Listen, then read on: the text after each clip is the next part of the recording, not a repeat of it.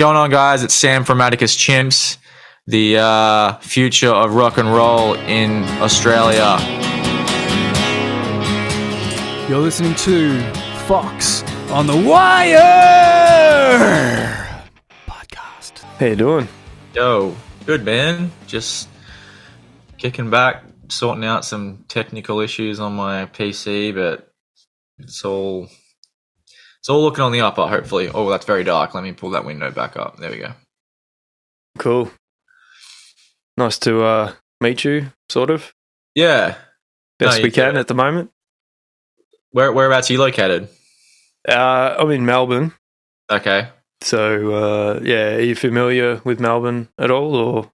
Yeah, I know it's a place. Yeah, okay.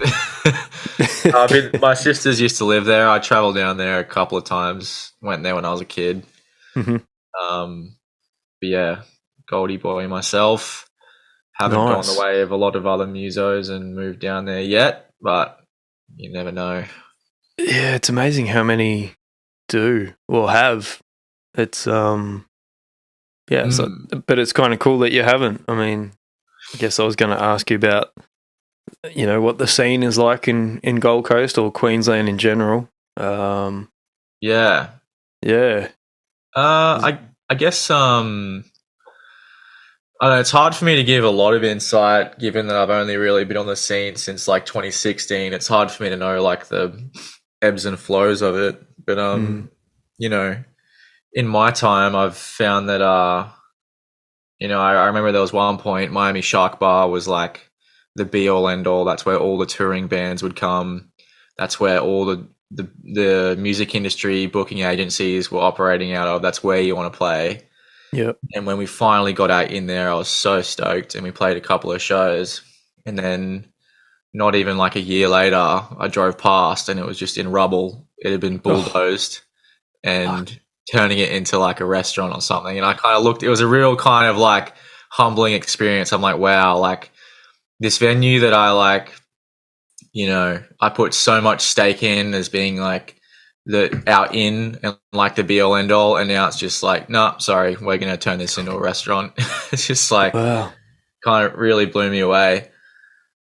But there's venues, a lot of those agencies, they kind of, they've moved on to different venues, and I'm sure there's dozens of other people, in the Gold Coast music scene that you could ask me that same question. Now they'd be able to give you a much more comprehensive response. But yeah, there's a lot happening here, but at the same time it's volatile. It's always changing. So was that one of the sort of iconic music venues in the Gold Coast that just sort of all of a sudden was gone? Yeah. It's I don't know that you could replace it. It had that kind of the sticky floor, the the iconic sticky ground of Miami Shark Bar. It was close to the beach, so the park was just across the road. So you get kids going over there, downing a goon sack, and then coming back in. It was away from the clubs and everything. It was like its own thing. Yep. But now there's Vinny's Dive. I don't know if you've heard of Vinny's Dive. No. But that's a Southport venue. They've just opened up. They've got a bigger space now. That's like a punk rock venue that has got a bigger space now. And Burley Bazaar's going pretty strong. Couple of closed here and there. Benoa Tavern closed down, but there wasn't a lot happening there. But it's just cruising along, man. It's a small community, but it's one that's not really going to go away, I don't think. Yeah.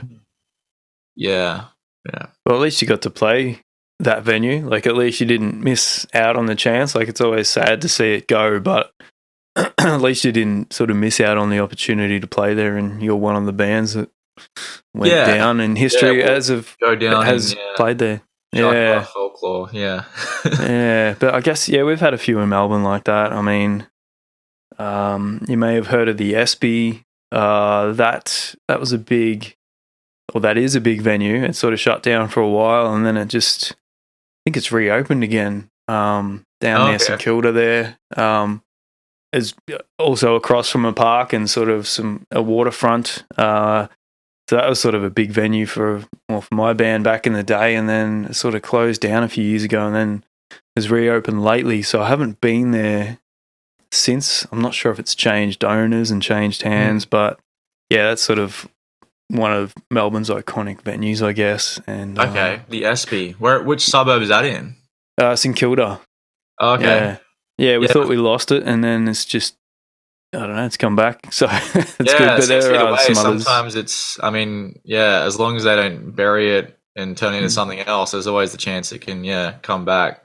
Yeah, I should really get down there and check out what it's like now. I don't know if it's sort of, because it had like a basement stage, it had a big back room stage and like a front bar thing. So it had multiple things going on at the same time, which was really cool. And I think they had a food area as well, which would have helped. Yeah, but I should really get down there and check it out. Yeah, So, we've played at Bendigo Hotel a couple of times. Oh yeah, Wait, is that what it's called? Yep. Hotel or Bendigo? Yeah, in Collingwood there. Yeah, in right Collingwood. Near the yeah, it's not in Bendigo. Bendigo, yeah. Yeah. Played there a couple of times, and we played at Bendigo as well at the Music Man Mega Store before that shut down. Yeah, that's gone too. Yeah.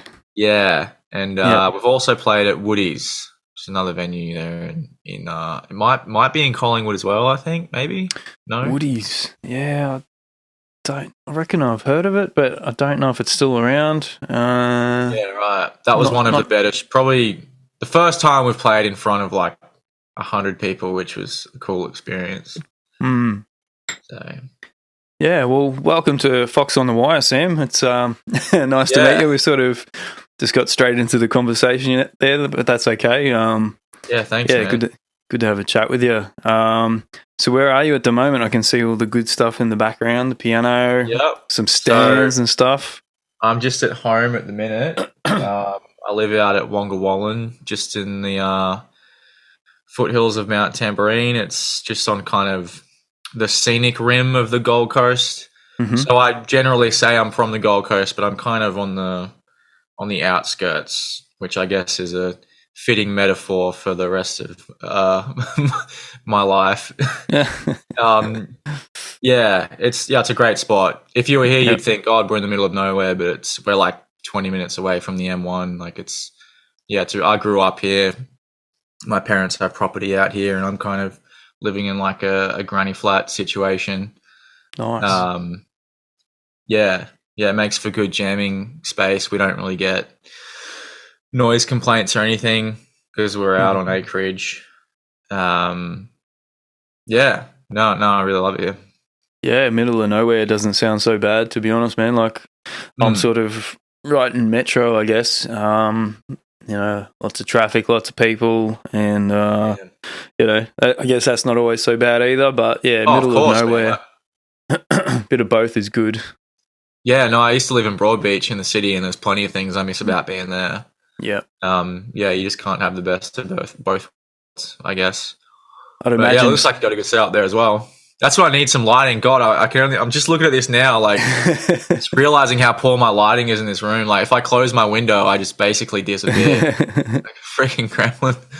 That's all right. It's a good creative space by the looks of it. Yeah. That's what I like dim lights, but I think I need some better lighting. Yeah, I probably wouldn't normally have this many lights on. It's just for the fact of, filming. I've chucked a few extra. Oh, yeah, on. Cool. So, no, it looks good. So looks like you got a good collection there. Yeah, it's sort of forever growing. I sort of, I won't get into my story too much. This is about you, this episode. But yeah, I stopped playing in bands and electric guitars probably about 10 years ago. Not entirely, but for the most part. So I picked up the acoustic mainly, but just in the last year or so, I've sort of got back into the electric stuff and been buying a bunch of guitars, and it's been really good. So I've been listening to your latest EP, Space Exploitation. Yeah, you're looking for a bit of help there, yeah. Yeah. What have I done to my notes here? Space Exploitation, really cool name, really cool songs. You released that back in April of 2020, this year. So it's yeah, we're trying to keep busy. Yeah, so we released that. We released the first few singles of that last year. Yep.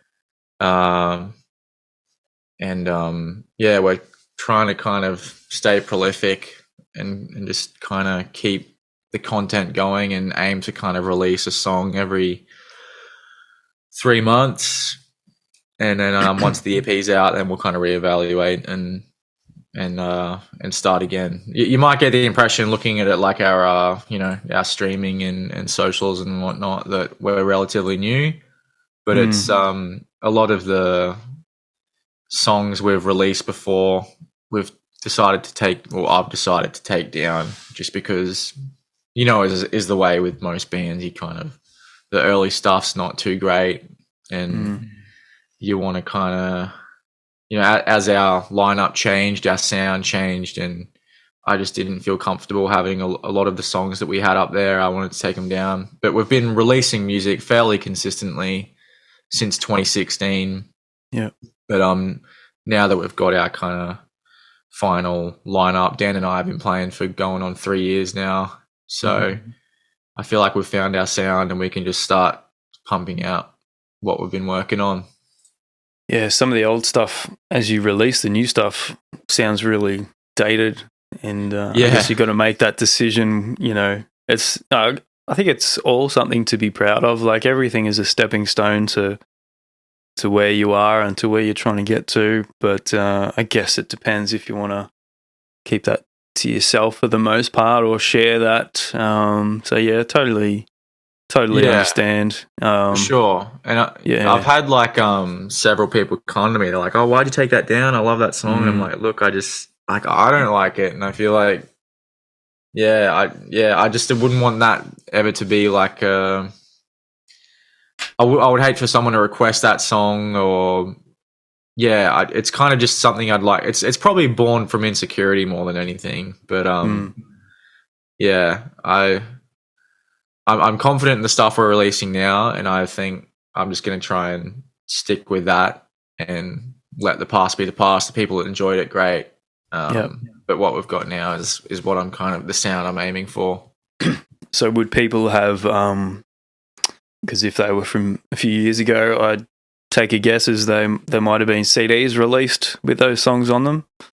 I mean, we've been around since 2016. Which is not like, by no means the CD era, but like streaming was around back then. But in that time, the last 6 years, streaming has definitely just like, exponentially grown. So we don't really print CDs anymore or sell them at our shows like we used to. Yeah. But if the demand is there for vinyl, then sure, we'll print some vinyl. We'll do that.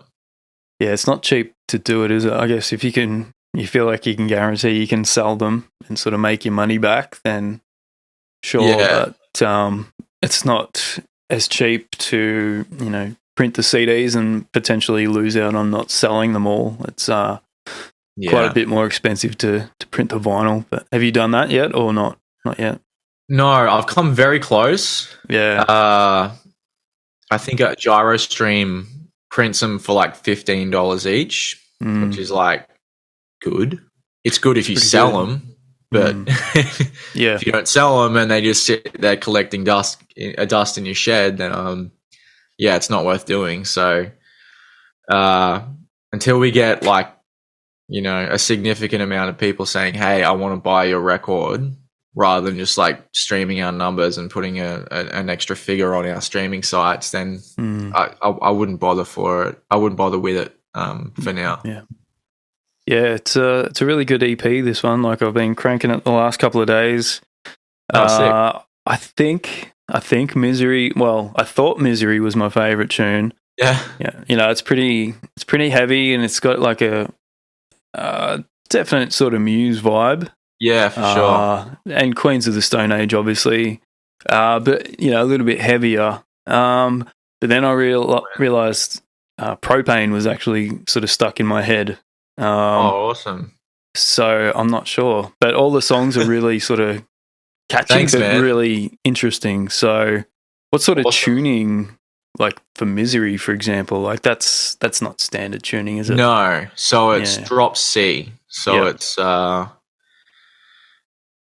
I drop D and then I use the D tuner to go down a full step. Yeah. So is that drop C? I think it's drop C.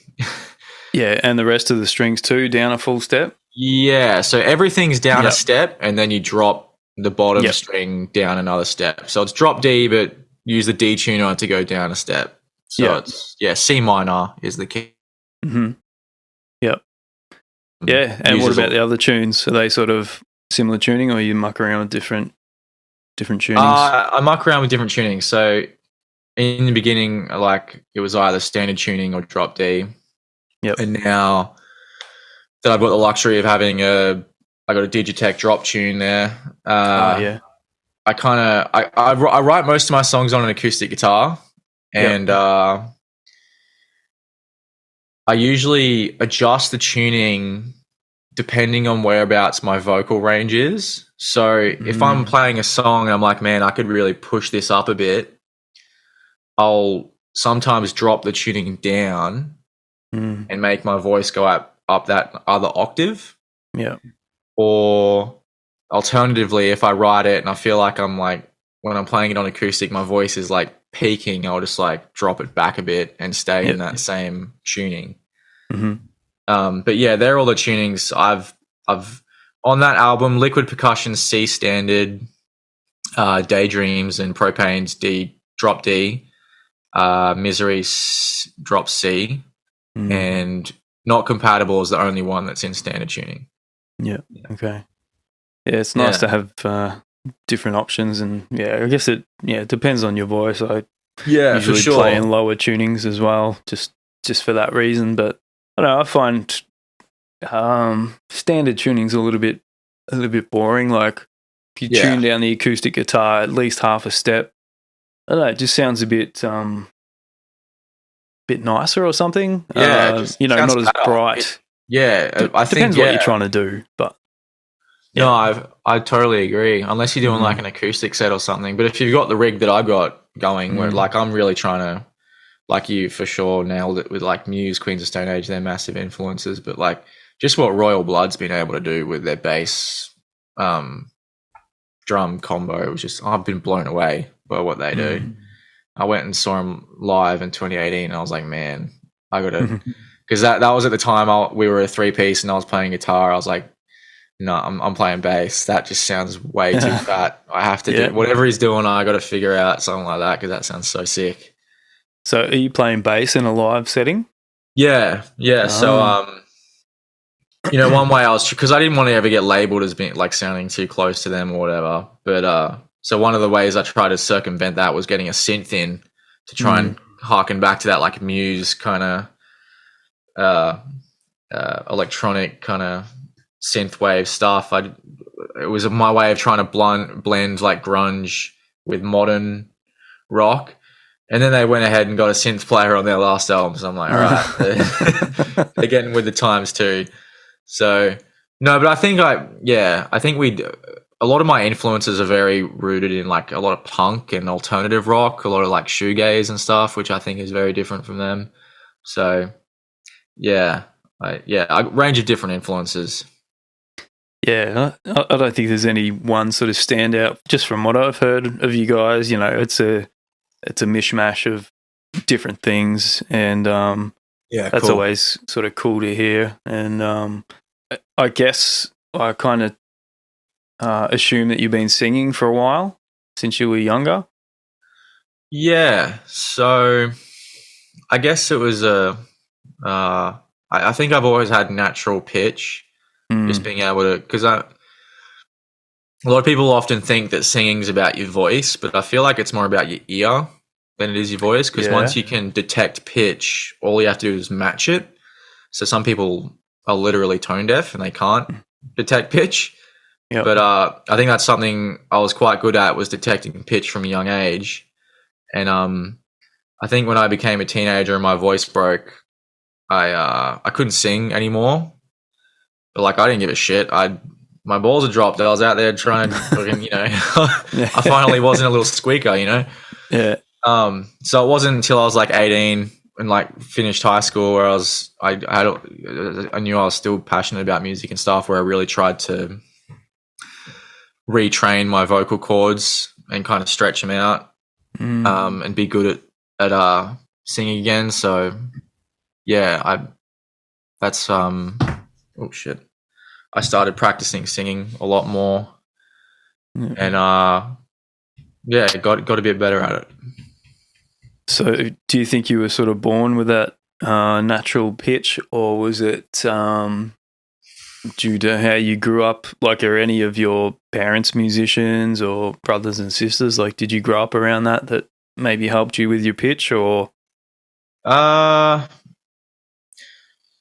wasn't raised in a musically inclined environment. It was something that was very much ingrained in like my fucking DNA, for lack of a better word. My dad played bass in a band, but you wouldn't meeting him, you wouldn't think that's where I got because he professes himself that he's not particularly talented at it. Like, he just did it for shits and gigs. I think it's more coincidence than anything. But I think if I did inherit any kind of creative ability, it would be from my mum's side. She was an artist. She's passed now. She did a lot of arts and crafts, did a lot of painting, things like that. So I think if I did inherit any kind of creative ability, I think it was definitely from her. Yeah. Okay. And do you find it hard to sort of sing and play bass in a live setting at the same time? Like, just in terms of like dexterity wise, like, or confidence, or yeah, sort of coordination. Like, it's it's different than playing guitar and stuff. Yeah. Yeah. I think yeah, that whole like rub your belly, pat your head thing, like, that was something I kind of got over, or not got over, but learnt to be good at from a young age. So like, when I was a teenager, I learnt playing covers, man. Like, I remember I had a friend say to me once, this is before I started playing music. He goes, he's a live performer. Do you know Mitch King? Mitch King? No. Okay. He's kind of sort of prolific. He's with 1, 2, 3 agencies, like one of those dudes that does the rounds. He plays born blues kind of stuff. Mm-hmm. And I remember he said to me, he's like, "Oh, I never struggle." We're talking about set lists, and he goes, "Oh, I never struggle with playing a set because I know 50 covers." I remember hearing that, and I was like, 50 covers, man. Like, if I counted all of the covers I learned as a kid, I could probably play like 1,000 songs. Like, I learned that many tunes. Like, I wouldn't learn songs, I would learn albums. So like, wow. Blink-182, Enema of the State. When I was 12 years old, I could play that whole album. Green Day, Dookie, I could play that whole album. Like, and even though most of that's just like power chords and shit, it's still like, some of it's rhythmically different. So that trains your singing voice and your strumming to kind of get good. And then, playing the bass, I feel like my coordination with bass, I was already kind of playing my acoustic guitar like a bass before I started. When I was writing these songs, I was making sure I was getting it tight. Like, that's one of the things I've tried to do recently is try and write a riff that's so complex, like, not ridiculous, not like jazz, like progressive stuff, but a riff that's so complex that makes the melody somewhat hard to sing over, and that just forces me to get better at it. So I kind of noticed that with by the time I'm up playing live, I never get nervous playing live shows because I know the songs, I know how to play them. Yeah, I noticed there was a couple of riffs on that EP, on the latest EP, and I'm like, oh shit, some of that sounds like it would be hard to sing over, or come up with a melody over the top of it, but you sort of obviously nailed it every time. And there was a riff, I'm not sure if you sing over this part, but in Liquid Percussion, there's a really cool sort of ascending sort of riff just before the chorus, I think. Yep.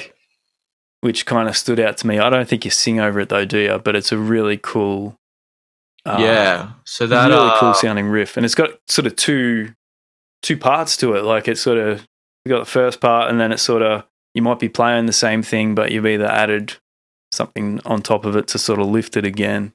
Yeah. So that song started out as an acoustic song.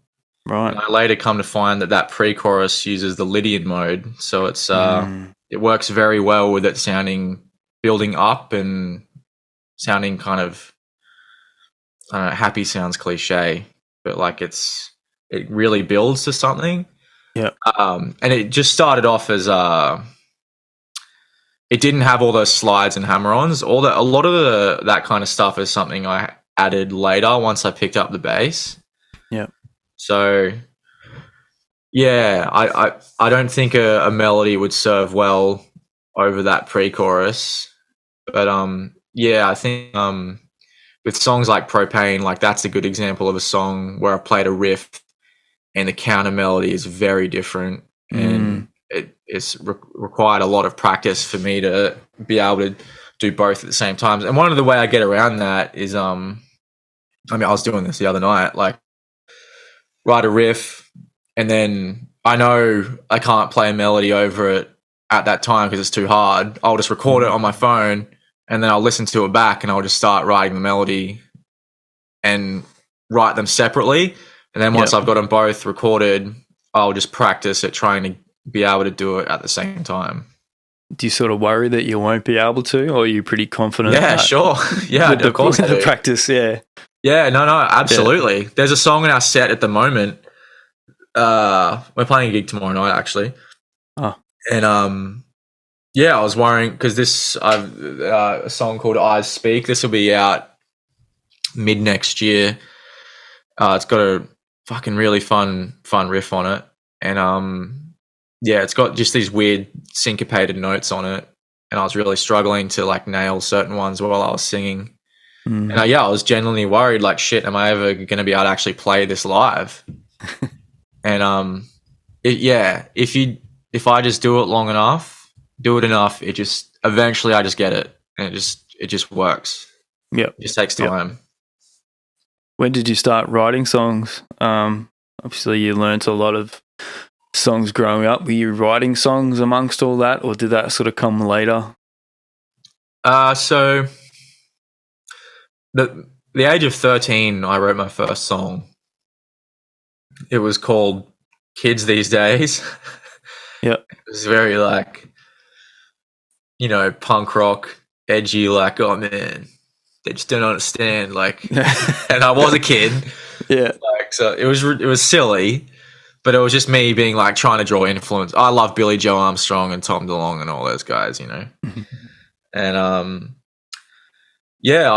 I thought from that point on that was like my calling, And then I had a pretty difficult childhood with like, death, as I've mentioned earlier, and divorce and shit. I was raised in a very dysfunctional home, and the whole music side of things just kind of went on the back burner for most of my adolescent years. I don't think I wrote another song until I was in my early 20s. Yeah, it would have been nearly 10 years, honestly. I didn't start writing again until like 20. So I wrote my first song in 2006. I didn't start writing again until like 2015. Yeah.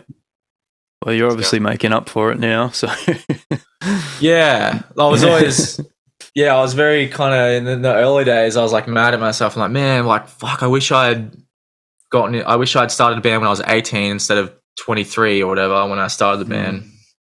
But like, it really doesn't matter because I still had all of those experiences, and I don't think it would have really mattered that much. Yeah, yeah. So yeah, I feel like I've made up for lost time for sure. Yeah. Yeah, I sort of wish I'd, started playing guitar around 12, but I wish I'd started singing a lot earlier. I never sort of planned to be a singer, but, I wish, because I think, a lot of people develop their voice or learn how to use it if they start singing early in life. Like, it helps a lot.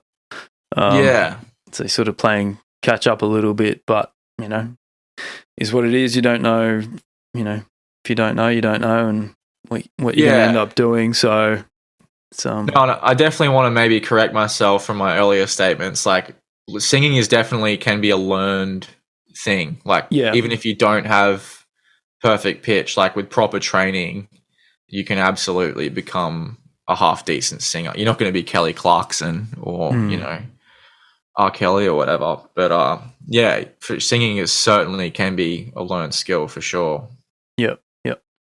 So going back to the single, or one of the singles off Space Exploitation, Liquid Percussion, you guys did a really cool music video for that song, which landed you as a finalist for the 2022 Gold Coast Music Awards Video of the Year. Yeah, buddy. Did you win? Nah. There was no runner-up, but let's just say we're runner-up. We can... Yep, sure. No, we didn't win. I saw the video that won. I don't want to sit here and bag other people or anything, but I think we had the best video. Actually, funnily enough, I did like a emerging artists free consultation one-on-one session with a lady. I'll just call her a lady, and came to find that she was actually on the panel for the voting. And she said, "Hey, I voted for you. I thought you guys were going to win. I thought it was great." She really talked it up. I was like, "Oh, what happened?" And she just said, "Yeah, everyone else in the panel just thought that the other person had a better image, like their image was better." So, I kind of don't want to get too much in the weeds with it because I know this is all being recorded and it's going on public record. But I'd much rather talk about the positives of it and what a good experience that was. It was pretty big investment. It was more of an experiment than anything. So, in the past, a few people had said to me, because like, "Oh, the music's great, but where's your video content? Like, where's the music video to shoot with it?" And I'm like, "Man, do we really need a music video?" Like, and the ones we had done in the past were kind of DIY. They were kind of shitty. And I thought, you know what, let's just fork out. I had this idea in mind. I'm like, man, if I just had like an unlimited budget, like what would I do? And so I fleshed out that idea. We got a sick team. And it was that day of filming that was an amazing experience. It was like being on the set of a movie. There's like assistant directors, there's makeup, there's all these people, there's a lot happening. We had the Pontiac, it came out freaking awesome. We missed a few shots. It wasn't perfect, but watching that, hopefully you wouldn't recognize it. But we were stoked with how it came out, and I think it really kind of reassured. Like, and this is another thing that lady said to me in the one-on-one. She was like, "Look, as amazing as it was, a lot of and I'm paraphrasing here, but she said, a lot of people online, as good as it was, it very much looks like a commercial, and that turns a lot of people off. And this is like up to, you're kind of having a simple." I think I'm losing your connection there, Sam. It's just dropping out a bit. Oh, dropping out. Just a little bit, yeah. Yeah, okay. I think you're back. Oh, yep. Your internet connection is unstable. I'm with Starlink, so like, if a satellite's coming past and it hits like a leaf off of a tree over there, then it'll just like dip out for like a second or two. So is that the Elon Musk thing? Yeah, it is. Not endorsing that dude by any means, but it's certainly better than Telstra. Yeah, right. So there you go. I didn't know we had it in Australia, or we could have it. Well, like my dad's onto this shit. He's got like he's got one of these deposits on these Tesla trucks from when they come around, if they ever do. But he told me, he's like, "Yo, Starlink's coming to Australia next year." This is like probably 2020 actually. They were supposed to roll it out 2021. So it's been super delayed. But I was fucking. I'll pay anything, man. The internet I had before this was so bad, like 2 to 3 megabyte download, like 500 kilobyte upload, just utter trash. Especially for like someone who's trying to be a content creator, man. It was like the Starlink's not perfect, but my life has just and my mental health has just improved so much since having. It's just in this day and age, you just can't take for granted how good having good internet is. So. Yeah, it's much better for sure. Yeah, I think we'd be a bit lost without it now, especially after the last couple of years, you know. Totally, man. We sort of started to rely on it a bit more than usual. But, yeah, so back to the video. I was going to ask you, you said it was a Pontiac in the video. I was sort of wondering what the car was and if it's yours. I wish, man. I probably wouldn't know how to handle a car like that, to be honest. I'm so like dumb when it comes to any kind of mechanical side of things. But it's my auntie's car. Nice. She's a real rev head. She lives just next door. Okay. It's all part of this kind of cult thing we got going on out here. I don't know, whatever. Like, all my neighbors are related to me. It's her Pontiac, and once we had the idea, I just hit her up because she's done like high school formals and shit. So, you know, she's used to getting hit up by people wanting to use her car. Oh, yeah. Yeah. And I just asked her and she was all for it. So they came out and they kind of oversaw us. Had a few close calls. The braking on it's weird as fuck. Like, it's an automatic car, which makes you think, it's a bit easy to drive. But man, the braking and the turning radius was just crazy. Like, it has this weird thing, like if you're turning and you lock up, the brakes just don't work, so you have to correct yourself and then brake. So wow.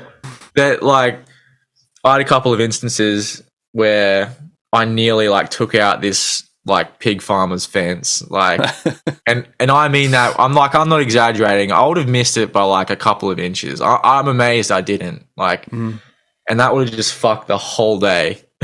But by some grace of God, it all worked out. So do you know what year it is, the car?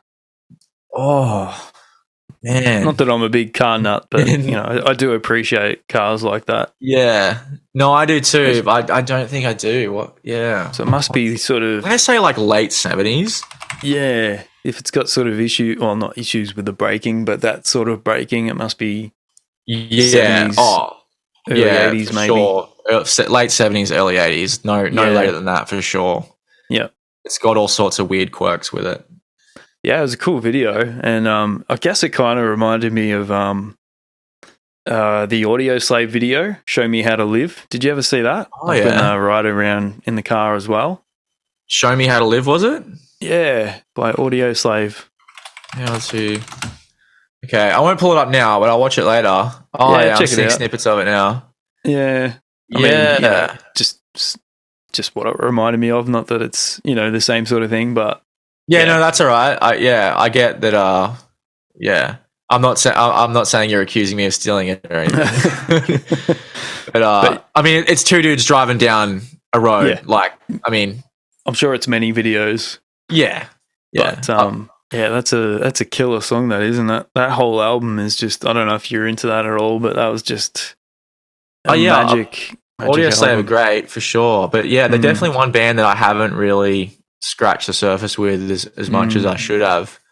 Because I think they got a lot of very maybe similar kind of style for what we're going for, and Chris Cornell's vocals are so hard and so raw. Yeah, well, that album is like, he's probably my favorite singer, but that album I reckon is some of his best singing, through his whole career. And man, obviously you got a lot of that sort of fat bass sound in a lot of those songs as well. It's just a great album. I was lucky enough to get to see them on that tour, actually, and they just played that album front to back, and maybe a couple of Rage songs and a couple of Soundgarden songs, I think, just to fill out the set. That was way back in like 2002. So wow, it's pretty young, but yeah. But so even though you guys didn't win, video of the year, you guys got to go along to the awards show. How was that? Yeah, that was Did you get kicked overall out? good? Sorry, did you get kicked out for bad behavior? No. If I could have kicked some people out, I would have done that. No, it was a good experience. Like overall, I just had a really bad experience with a photographer we were working with at the time, which I've like been harping on about now for weeks now. But I won't go into detail about that. But yeah, overall, it was a great experience. Good to, I didn't realize I was kind of nervous going in, going like, oh man, like all these big wigs, I'm not gonna know anyone. And then you get there and you're like, oh, there's Jolly, oh, there's Sam, there's Ben, and you just run into people, and like you never find yourself kind of looking around going, oh shit, what do I do, where do I go? Yeah. And and everyone's kind of in the same boat, really. Like it's the whole ceremony is not for any particular person, so everyone's more than willing to chat to you and get to know you. So it's one thing unique to the Gold Coast, because there's no Melbourne Music Award, there's no Sydney Music Award. Nah, I don't think so. I think WA have got them. Okay. I think. No, I don't think so down in here or New South Wales. Yeah, a lot of it did feel very contrived. Like, this all means something. Red carpet. The same could be said for any award ceremony, but I mean, it's the Logies is one or the Arias is one thing, but like the Gold Coast Music Awards is like we were finalists and we still had to pay for our own tickets to go there, which is really? Yeah. Wow. Yeah, like you've been nominated for this award. Hey, cough up $58 for a ticket. It's like, wow, man. Free drinks or anything, or? Yeah, you did. There was a couple. Oh, okay. You get like, if you're a finalist, you rock up and you get like 2 or 3. You get like 2 or 3 drink cards or something. Yep. So a lot of things are just bizarre about the whole experience. But yeah. Like you said, I'm sure a lot of those award shows, like I've never been to one, like, but I'm sure, like the Arias and the Logies and all that shit, I'm sure they're all just, it'd be a very painful experience for certain people. Yeah.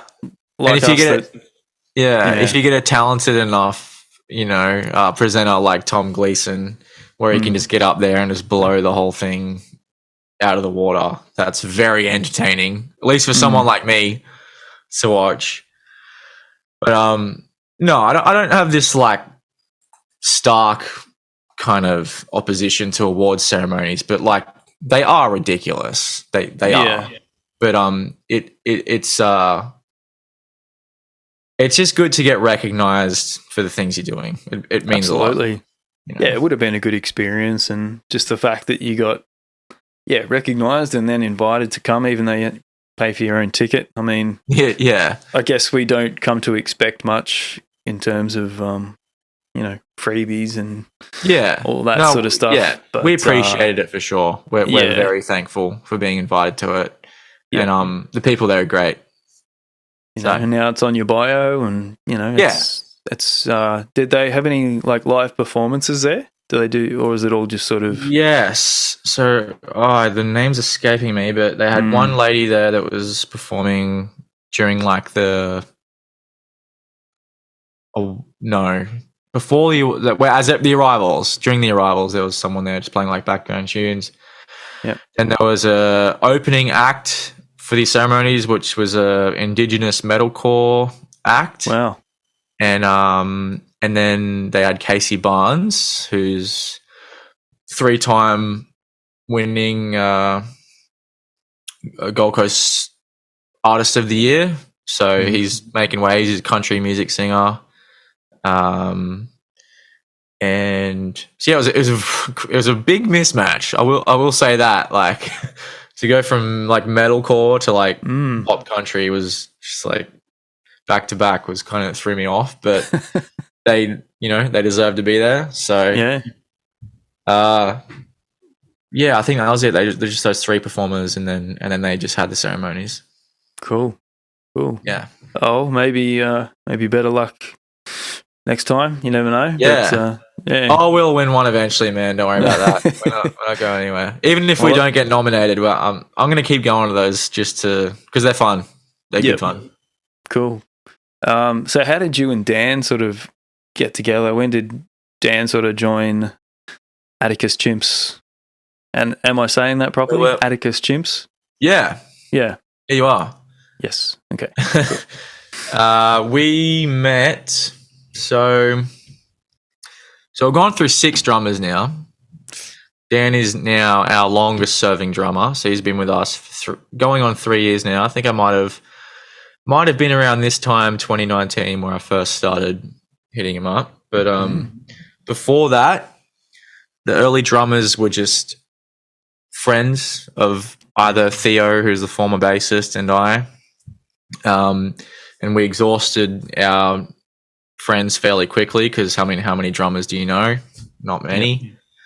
And then at that point, I resorted to Bandmix, or I put ads up on Gold Coast. What did I put ads up? Where did I meet Jordan? I put an ad on Gumtree. I met Jordan through Gumtree. Yeah, bizarre place because people are looking up drumming equipment and they just see $0 drummer wanted.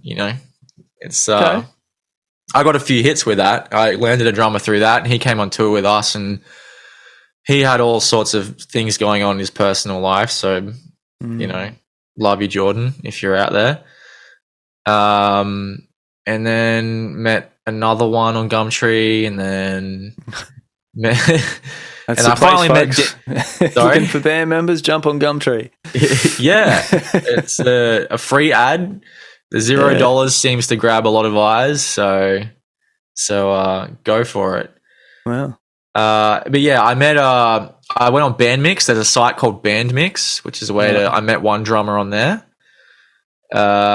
Which is it's like Facebook for musos, or Tinder rather.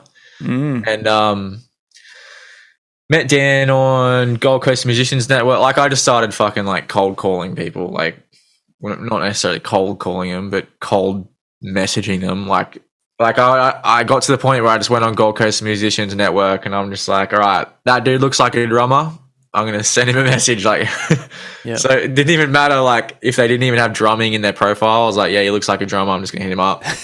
And then one eventually got back to me, and that was Dan.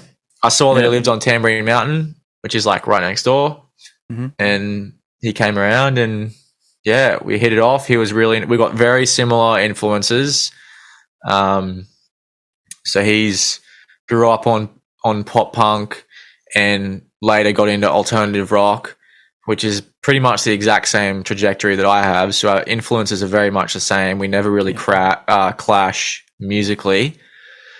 And he drives past my street every day to and from work, so it makes it super easy to jam. And he's great. He's cool. He's recorded with. He's been a drummer for many years. He's a lot more experienced in the music scene than I am. Has a lot more knowledge with it. He's a little bit older, and he's done session recording with Angus and Julia Stone. He's auditioned for Wolf Mother. He's done a lot more touring, a lot more in general than I have. So he's great to work with, and I think we have pretty good chemistry musically and business wise too.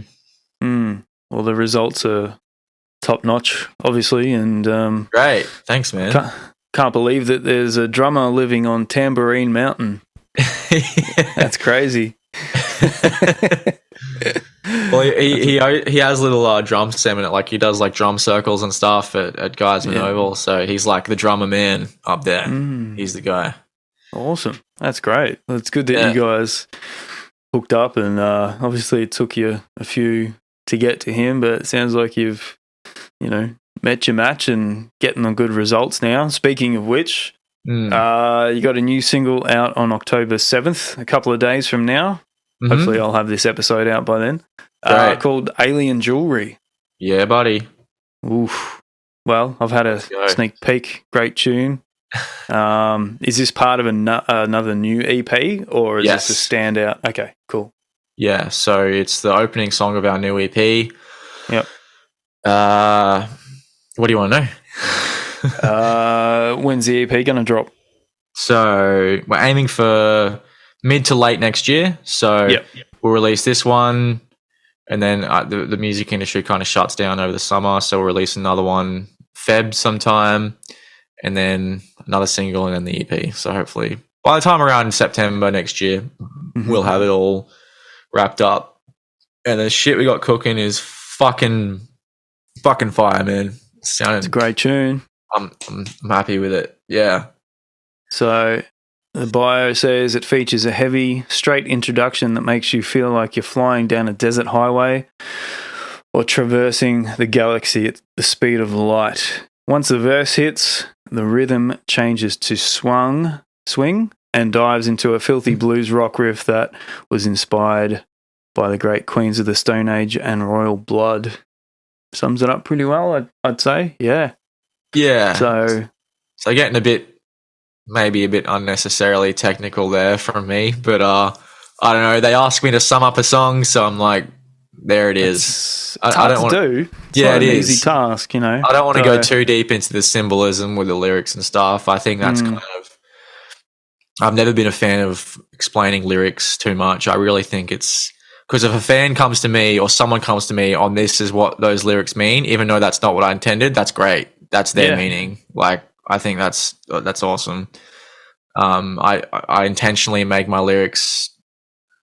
I try to not make it too on the nose. I try and, the song is about love and the cosmos and our place in it.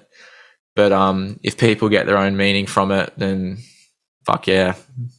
It's probably what you want. Like, it's probably one of my most hated questions is like, what's the song about? Yeah. I mean, I appreciate the question. It's probably an obvious question to ask, but I kind of prefer it when people try and make their own, or people will make their own interpretations of it anyway. Like, I always studied lyrics and was interested in the lyrics, reading them in the CD booklets or whatever. And I don't know, just it might mean something different to someone else than it does to you as the writer, and that's absolutely fine.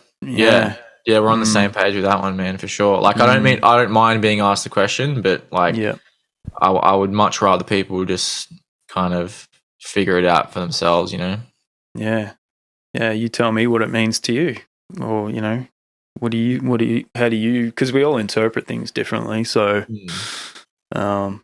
but yeah, it's a tough question to answer. I always find that hard to answer and to write the bios and stuff about your own material. It is. It's really tricky.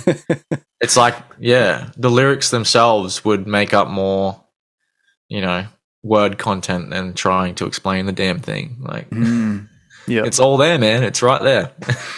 Everything you need to know.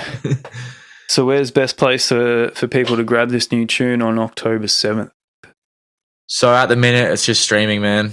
Like, we've tried to make it as convenient as possible for every social media site you're onto. So if you're on Instagram, TikTok, Facebook, YouTube, Twitter, wherever you are, there'll be a hot link to our website. As soon as you hit that website link, a lot of people, I feel like they maybe get a little bit turned off when they see websites, www. And they're like, oh, what am I going to get? Am I going to get spammed with something? It's like, as soon as you land on it, it's basically, a lot of bands have like a link tree or a link file. The website acts as that. So once you go there, the very first link you see will be one to stream it, and that'll take you to Spotify, Apple, Amazon, all of the YouTube, all of the streaming platforms. Not available for our physical copies yet, but when the time comes, hopefully it will. That'll be available, but very, very easily available at the click of a button. So best place to go, atticuschimps.com.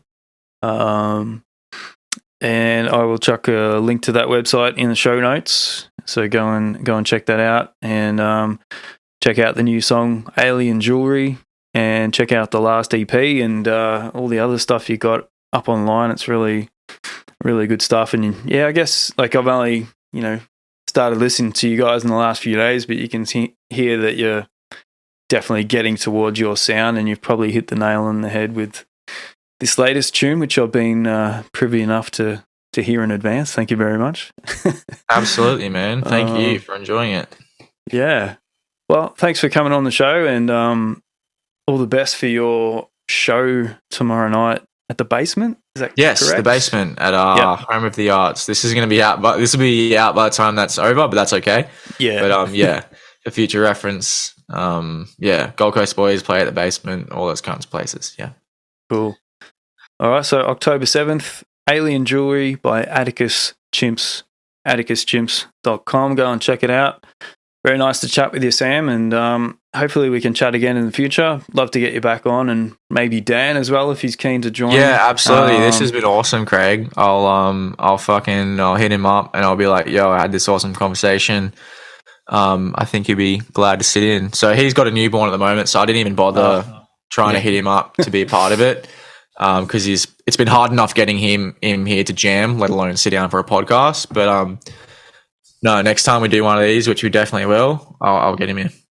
Yeah, awesome. Yeah, maybe when the EP drops or before then, and next single, bro. Let's lock it in. Yeah, absolutely. All right. Well, thanks, Sam, and all the best, and we'll chat to you again soon. All right. Thanks, Craig.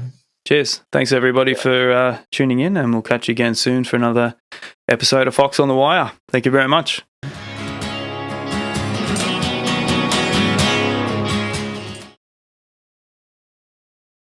Thank you for this conversation with... No, I fucked it. Fuck it. Go with the first one. I'm done. I can't do it. It's just like word salad, just like pinching words from everywhere. Sounds so cocky. I hate it. It's all right. All good.